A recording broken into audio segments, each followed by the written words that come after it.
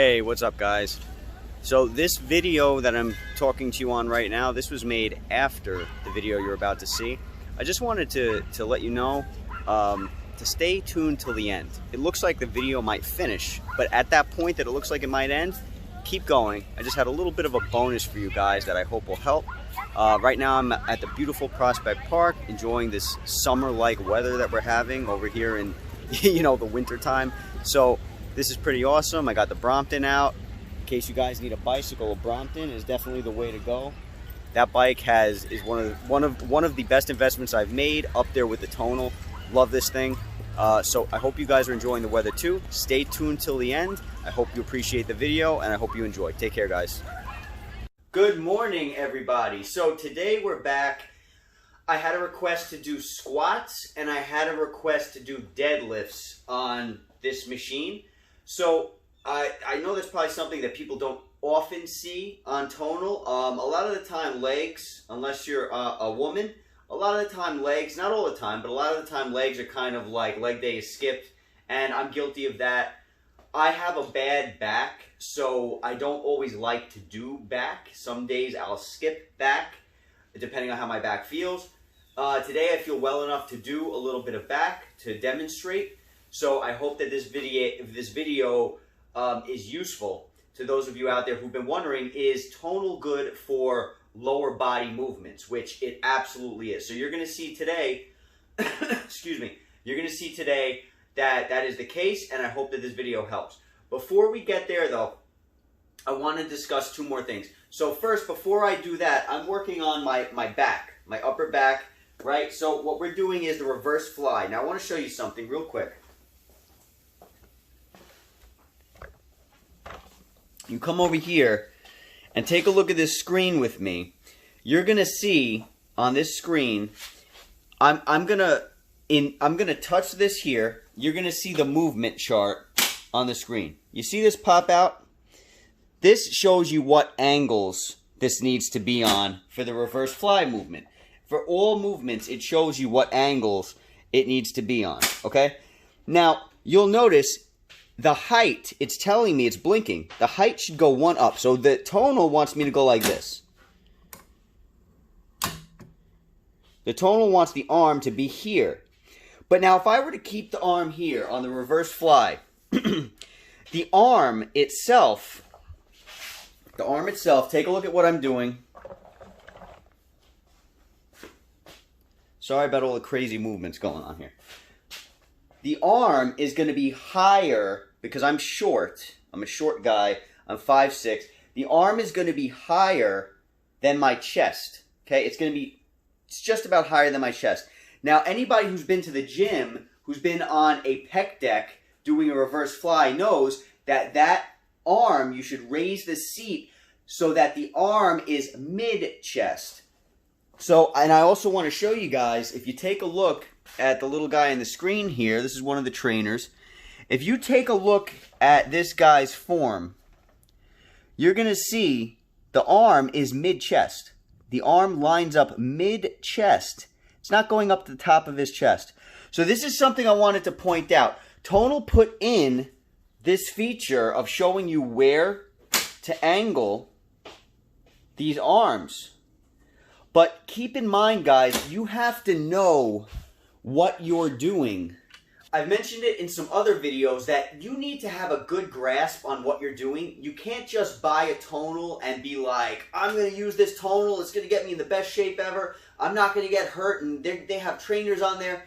That's something that on paper looks good, but you have to kind of know what you're doing, because you need, if I didn't go to the gym previous, or if I didn't have any exercise experience previous to Tonal, I might think, yeah, this is where you keep the arm higher than your chest. But I know, because of my own experience, that it shouldn't be here. I know from my own experience, this is too high. You're going to be burning out your shoulders. You can hurt your shoulders if you keep it this high. And you're also not going to benefit. You're not going to be hitting all the muscle groups in your back that the reverse fly hits. So you want to keep it low. This is lower is, depending on your height, is better. So if you were a taller person, like maybe the guy in the video, he's a little taller, you're going to keep it, you always want to keep the arms mid-chest. Like, for example, with a reverse fly is what I'm trying to say. Other movements are going to be like this also, where you need to kind of know, you need to kind of maybe experiment. You want to do a movement where you're strong on that movement. So if I had this arm too high up, I'm not going to be strong because the amount of weight that you're pulling at that level of your body, it's just not a safe thing to do. So again, you want it mid-chest. And this is just about where I need it. Okay? This is the best place for it to be for me. As you can see here, this is just about mid-chest, and the other way would be too high. Going one down would be too low. So you want to kind of keep it at this level in order to maintain a safe zone for your work. Okay? So another thing I want to touch on. Another thing I want to touch on is eccentric mode. Okay? Now I have a previous, from when I had to take a couple of weeks off and I was working on my wife's outside office, I ended up hurting my shoulder, my rear delt. I hurt my rear delt, right? So now I want to show you something. On the Tonal suggests, from its past experience with me, 13 pounds for the reverse fly. Now, the 13 pounds is too much for me because of my hurt delt. I can't pull it. I can't pull it. And I've waited a few weeks. I've tried to recover. It's slowly recovering, but I want to do a little back. And I'm thinking maybe if I do a little back, it might help the recovery along. Sometimes it helps. Sometimes it hurts. Sometimes you can't always just rest a muscle that's hurt. So what am I going to do? I am going to, take a look at this. I'm going to bring the weight down to a comfortable 6. Okay? Comfortable 6 pounds base weight.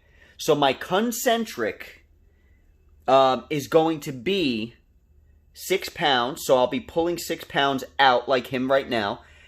And coming back in towards my chest, it's going to be 4 pounds heavier because of the eccentric. This will be comfortable for me because I have an injury. I've mentioned in previous videos why eccentric mode is good for injury. 6 pounds concentric, which is the hard part, and it upped the weight by 4 excuse me, and it's upping the weight by 4 pounds on the eccentric. So I can still work out heavy, but light on the end of my workout that is actually causing me pain. So I can get away with exercising more heavy with no pain because of this feature. Let's take a look right now at what I'm going to do. You can see the weight on the screen, 6 pounds, okay?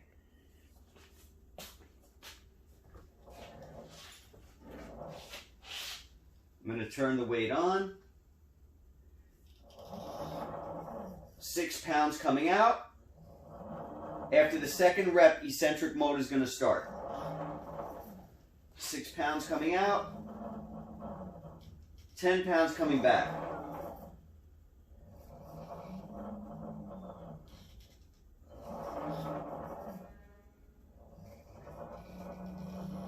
So as you guys can see, I'm able to do this because of eccentric mode with no pain because of the fact that I'm utilizing this mode.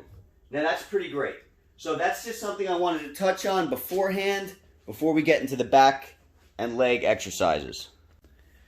Okay guys, so I angled the camera the best as I could to show you guys what we're working with when it comes to these two exercises. We're going to be doing a deadlift and we're going to be looking at the squats, okay? So now, there's a few different types of squats on here. The deadlift, as you can see, I put it on free mode. We'll start with the deadlift. I put it on free mode. And this is a very basic but effective exercise in real life when you're using regular weights. And definitely very basic and very effective on Tonal. So when you buy the package that Tonal sells you, It's a pretty expensive package. I forget, I think it was like 300 bucks. But it comes with this bar, it comes with the 2 handles, it comes with the bench press, it comes with this sensor, okay? This sensor goes onto this bar, and it also goes onto the rope attachment that comes with Tonal as well. So, just a little sensor, it's a Bluetooth sensor, you clip it onto the rope or onto the bar, and now you have made that, you've made that attachment Bluetooth enabled, so you can turn on and off the weight on the screen, okay? So what I've done here is I've put it on the barbell deadlift, okay? We're looking at, I'm putting it on 12 reps. I put it on eccentric mode because you guys know I love eccentric mode, okay? And we're going to start movement. Now, you guys should have a pretty good angle to see how I'm attaching it, so you can get an idea of how I'm attaching it. If you click on if you click on any of these movements, it's going to show you what angle this stuff should be on. I already have it on the correct stuff because I just know where it's supposed to be. Again, certain exercises, as you guys saw earlier, certain exercises you're going to have to adjust it based upon your body. You don't always have to listen to what Tonal's recommending. Is it probably right most of the time? Yeah, probably. But for my height, I might have to adjust certain things.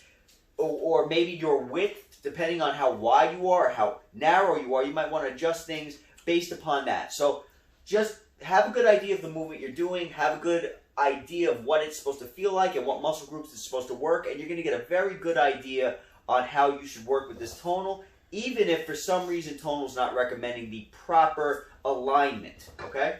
So now I'm going to take this, I'm going to attach it to the arms. Simple and easy. Now it's attached. Tonal shows you on the screen with the little man. It shows you what movement, what this movement is going to be working out.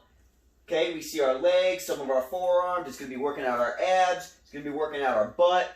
It's going to be working out a whole bunch of stuff. Okay, and then we also have a demonstration on the screen of this trainer doing the movement. Okay, so all you do is you get into position. Now, when you do this, if you have previous experience exercising, you know where to put your body.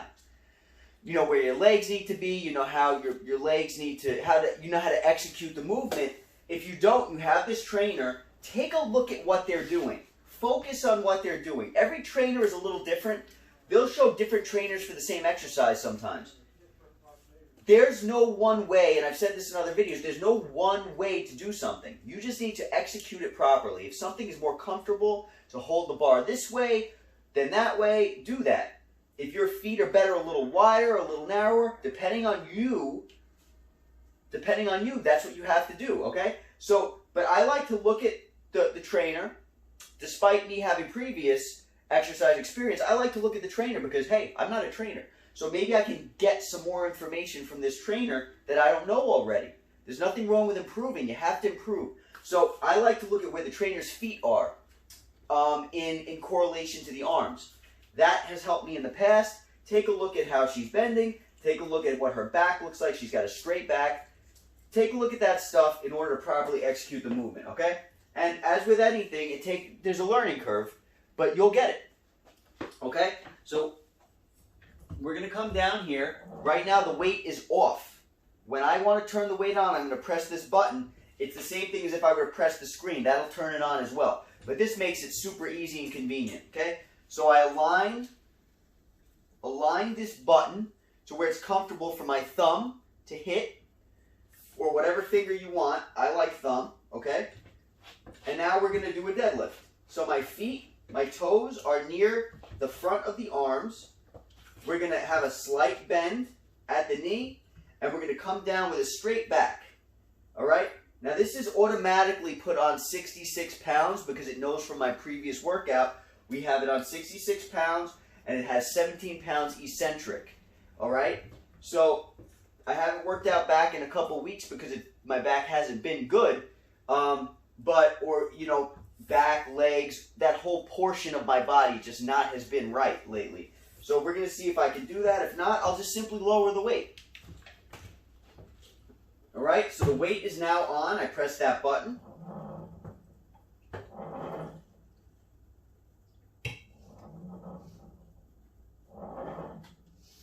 Now you see eccentric mode kicked in. So now it's pulling down with 83 pounds, and it's coming up with 66.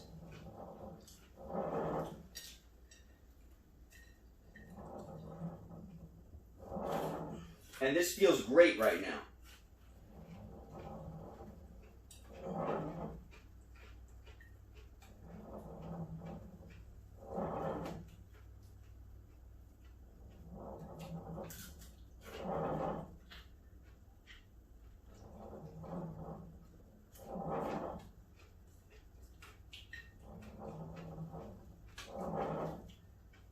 All right, I'm squeezing my butt when I come up. And now you want to shut it off because you're done with your set. Simply click the weight off with the button on the bar. And now that I stopped my set, you can see now there is another trainer on the screen who's doing the same workout. And you'll see maybe he's lined up a little bit different. Maybe, you know, things look a little bit different for him, but you take a little bit from everybody, and nothing that I've seen them do is wrong as of yet. So you take what everybody has to offer and you make your own way. Combine it, do what feels right for you and your body. Okay, so that felt great. I'm a little bit winded from it, and now we can move on to the squats. All right, guys, so I just want to get a little up close and personal here and show you, as far as squats goes, we have an array that we can work on, okay? Now, you have the goblet squat, which you can do with weight. You have the goblet split squat, which you can do with weight. You have this Bulgarian squat. I haven't done all these, by the way. I haven't, but I'm just showing you what Tonal has to offer as far as squats. It's got its own section, all right? So you have a bunch of stuff. Some of it's body weight, some of it's not. But you have a whole bunch of stuff to work with. All right, what we're going to be doing today is we're going to be focusing on the basic squat, and we're also going to be focusing on the goblet squat. Okay, that's what we're going to do today. Now, I want you to see something. The basic squat, barbell front squat, right? You have the bar over your shoulders in the front. I do not like doing that. I do not like it. It hurts my shoulders. So am I going to do it? No, I'm not going to do it. You're going to see what I'm going to do instead. So we're going to come over here. We're going to click on the squat we want. We're going to click on the barbell front squat, okay? It allows you to choose your total reps. I'll just put 12. Allows you to choose the mode. I'm going to put eccentric. I'm going to keep spotter mode on. Whenever I do legs, back, stuff like that, I keep spotter mode on. I feel as though it's safer to do so, okay? So with a squat, with a deadlift, I'll keep spotter mode on. You don't want to mess with your back, with your legs, because it's all connected down there. Everything's connected everywhere, but all that stuff's connected. And if you, all of a sudden, like somebody like me who has a weak back, something hurts, you want spotter mode to kick in. So you don't want to mess with that. So I'll keep spotter mode on. We have a nice demonstration. It works abs, glutes, quads, all this stuff, okay? We can see that this is the stuff that it works. All right, so now I have my bench here. I'm not sure if I'm going to have to move it. Let's try without me moving it because I'm lazy, and if I have to move it, I'll move it. All right, so right now it's got 74 pounds base, and it's going to come down on the eccentric with 19 pounds. All right, so now in the past, if you guys have watched my previous videos, you know that spotter mode has saved me when doing a squat. It saved me. The weight got too much out of nowhere. I thought I could handle another rep. I went real low on that rep. It was a great rep. Could not push back up. If spotter mode didn't kick in, I would have been done. So again, spotter mode is very helpful. Very helpful. You just got to know when to use it, when not to use it. Okay, so now what this person's doing is they're doing, this is a barbell front squat. They have the bar on their shoulders. So the weight is off right now, okay? And the way they have this bar, it's positioned like this, okay? And you rest the bar on your shoulders, on the meat of your shoulders, and you basically come down like this. Now, if you can do that without pain, that's fine. If that's something you want to do, that's fine. But I do not want to do that. So I'm going to be putting the bar on the back, on my back. So let me just take this off. Don't forget to take off your jewelry because you don't want to go messing up something that was expensive. This bar, the standard bar that it comes with, it doesn't have any padding on it. Okay? You can add a rag to it if you want or whatever, but you can buy another bar and add this to it. You can buy accessories that aren't tonal and add it to it if you want it. You know, that's up to you. But I like the accessories that it comes with. All right? So what we're going to do instead is this. We're going to take this bar and we're going to put it here. I feel more comfortable with this. Doesn't hurt me. I don't have to worry about holding up my arms. I'm going to put it on the meat of my back, and then I'm going to use the little button here to turn it on and turn it off, okay? So get ready. I should be able to do this with the bench in front of me without a problem. Let's see how this goes. All right.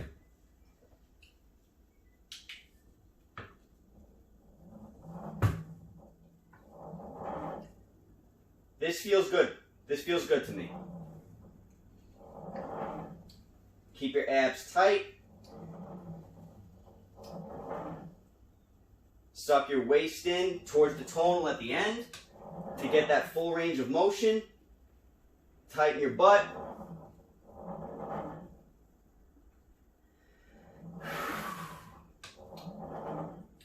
Really feeling this. Really feeling this.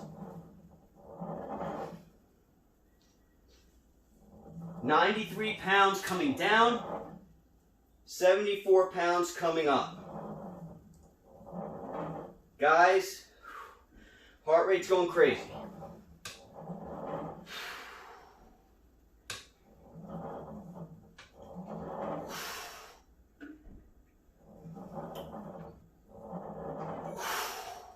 All right, now I'm going to shut the weight. Oh, let me show you something. Let's say you're in a bad position, right? I was getting heavy holding this. Let's say you're in a bad position. Or let's say you're just lazy and you don't want to hit this button. Watch how I shut the weight off right now. You see that? That's called bar tilt, okay? If you guys are used to using plates in the gym, you know if you're squatting, if you're squatting and all of a sudden you get weak on one side because you have, you know, a weak point, you're going to start tilting. That bar is going to tilt. With tonal, you can press this button to shut the weight off, or you can use the bar tilt mode to shut it off. It's simple and easy. You just tilt the bar. And it works the way it's intended.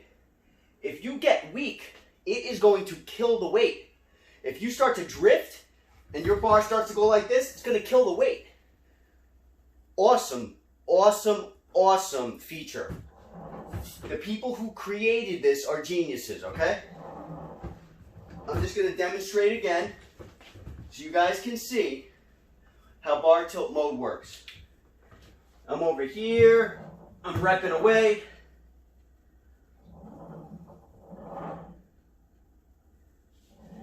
Now all of a sudden I'm getting weak. Oh, what do I do? What do I do? Oh, look at that. The weight shut off. How awesome is that? You can't get better than this. I made my milkshake taste better because I put my soda in it. That was my wife telling me how she made her milkshake taste better by putting soda in it.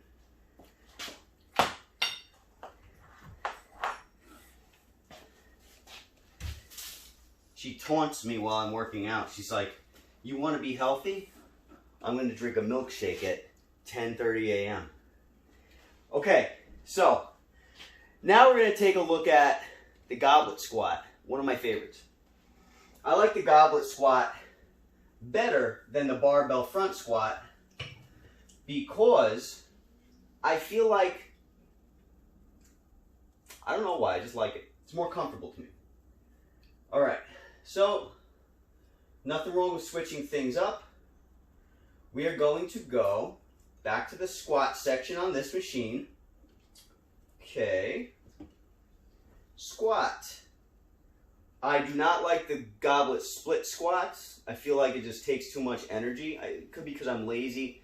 You also get weaker faster. I mean, everybody's different. Legs, back, you know, very, very tricky areas for a lot of people. So whatever works for you is what works for you, as long as you're not hurting yourself. Okay, so now with this squat, all we're doing is we put it in the same position that you need to have it in. Now, Tonal's saying I have the angle correct and the height correct. It leaves up to you what the rotation is. That's good. Okay, so I'm going to rotate it because of my setup in the room. I'm going to rotate this like this because I want to be standing like this. Really, really simple and easy. So now what you're going to do is you're going to take the handle, right? Connect the handle. As you guys already know, I'm sure, this is how you turn the weight on with the handle. You press the button here or here. Bluetooth activated handle. It's starting me off at 45 pounds base, 11 pounds more in total. And so here we go. This might be a little tricky. You hold it how you feel comfortable. I've seen people hold it like this. You could hold it like this. Just know that you need to press the button and you just kind of make it work. You know what I mean? You get used to it. Trust me. You get used to it. Weight is now on.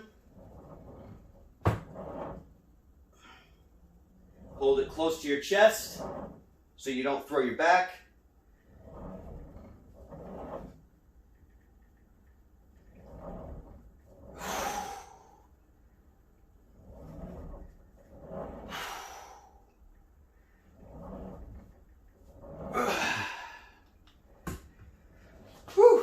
So, that was the goblet squat on the Tonal. Now, you guys can see I'm breathing pretty heavy. This weight and the form on Tonal, when it comes to deadlifts and squats, is on point. Okay, now, when my back is doing well, my deadlifting, my squatting, I am very powerful in those movements. I can do easy 350 pounds was the last squat that I was able to do. Deadlift, I think I've gone up to 210 with plates, with regular plates. Now, my back isn't always good, but you can see with the low amount of weight that I was doing on Tonal, between the two types of squats that I did and and that deadlift that I did, you can see the form. You get perfect form on this machine, and the weight is on point. The weight is on point. Unless you are a power lifter, this machine will not have enough weight for you. But I'm fairly certain that most people, we're not power lifters. This is perfect for a normal person. Even a person who is used to working out. I mean, this is perfect. It gives you up to 200 pounds. 200 pounds. You know, guys, already, if you watch the videos, I put 200 pounds in quotes because it's more than 200 pounds. It feels so much heavier. It's unbelievable. So deadlifting, squatting with Tonal, you can get perfect form, you can get perfect weight, it makes your heart beat fast, it makes you start to sweat. You're getting a gym experience on your wall, at home with Tonal, with zero footprint. Because as soon as I put these arms away, it's gone. It's like I don't have a gym anymore. And when I want my gym, I take it right out. So guys, I hope this video was helpful. I hope that you were able to get a good idea of what you're getting when it comes to deadlifts, squats on the Tonal.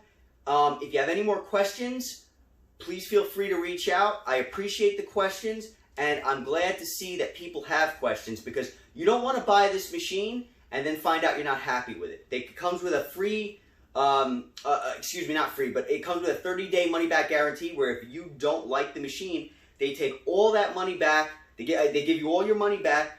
They take it off your wall, and all you got to do is patch up the 6 holes or whatever it is, 6 small holes in the wall. But you don't want to go through all that, really. I mean, you don't want to have to buy the machine, then find out you don't like it. So if you have any questions, let me know. Any comments, please let me know. What do you guys think about this? Do you like it? Does the form work for you? I mean, it's pretty much the same form as regular. They've done an incredible job with this. The simulation is just on point. So anyway, I hope you guys appreciate it, and I hope it helps, and I'll talk to you guys soon. If you have any more questions, please let me know. Take care.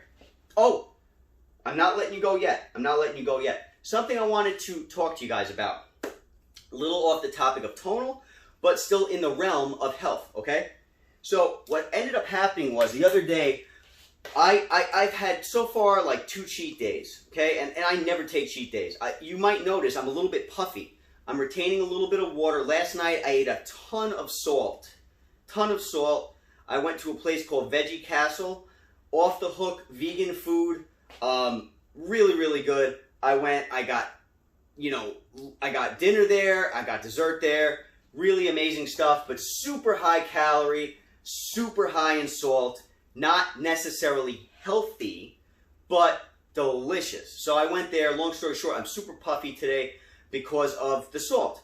How do I get rid of that puffiness? I'm going to tell you right now, all you need to do, if you have a cheat day and you want to get rid of that puffiness because of salt, drink water. Tons of water. Tons and tons of water.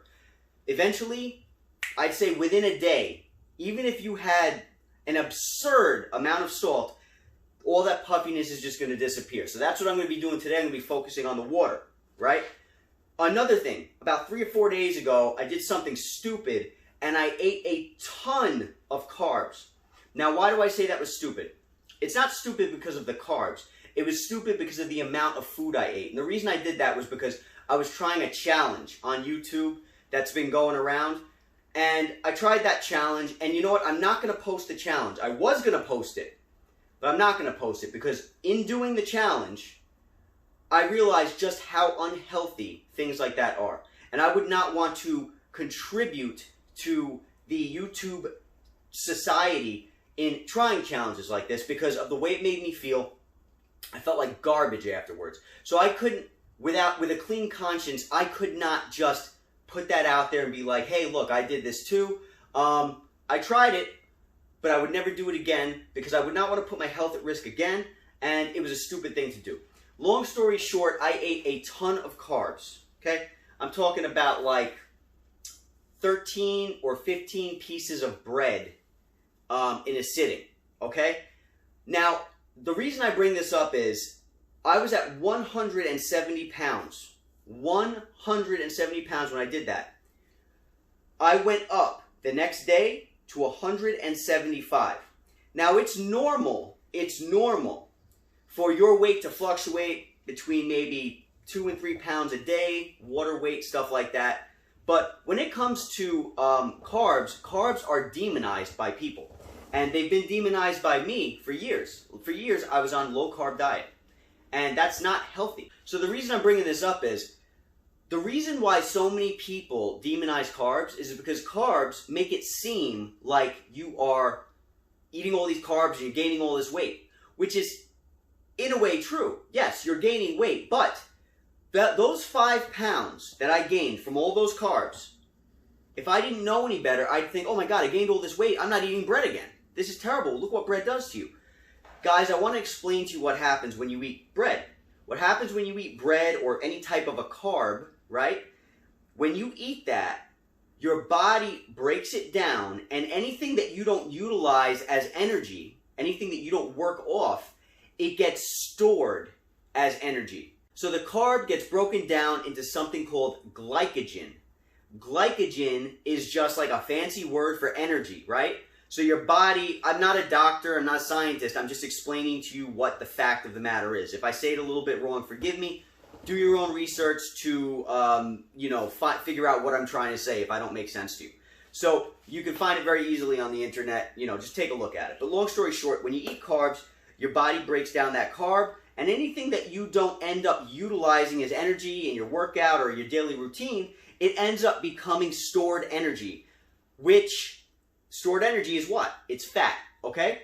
But carbs are different now. Carbs are not, don't get just turned into fat necessarily. They get stored as quick energy. So in your muscles, the carbs that I ate that day, what happened was when I ate all that bread, the carbs that went into my body got turned into something called glycogen, which then went into my muscles.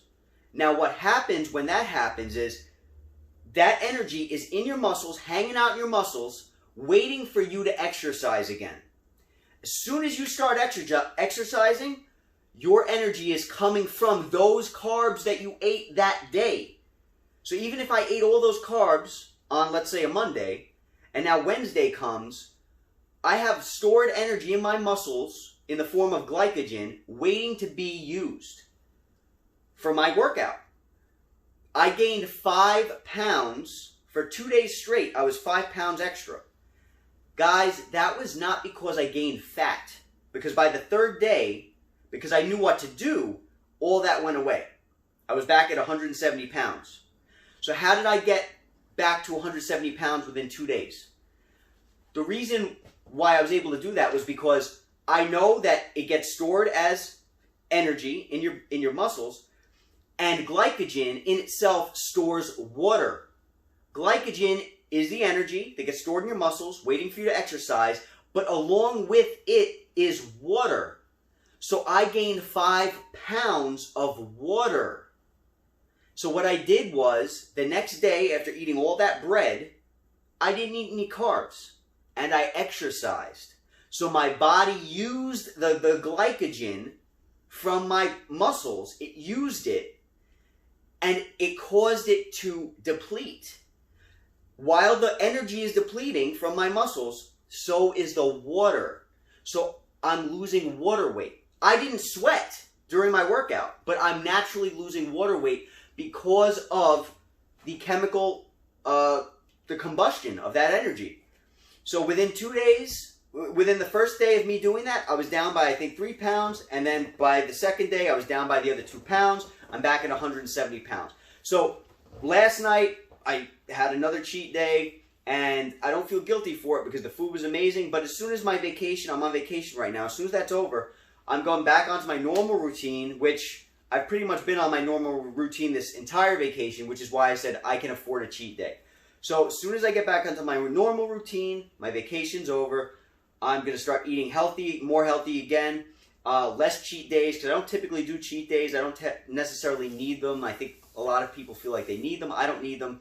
I'm happy with my normal eating style because it just tastes good the way I eat in general, and it's already healthy. So I'm happy and content with that. But the point is, if you load up on salt, how do you get rid of it? Because you're puffy, you drink a ton of water.